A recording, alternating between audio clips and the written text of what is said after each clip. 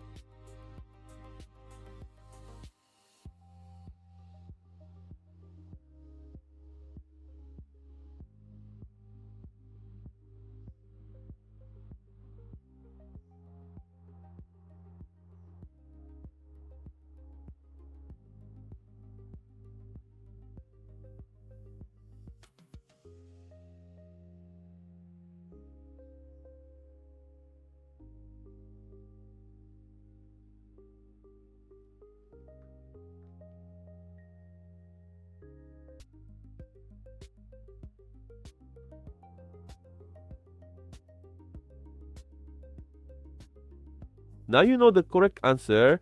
If you got it right, comment below. If you got it wrong, don't worry. This type of expression tricks many people. Leave your like and subscribe to the channel and follow the upcoming challenges. See you in the next video.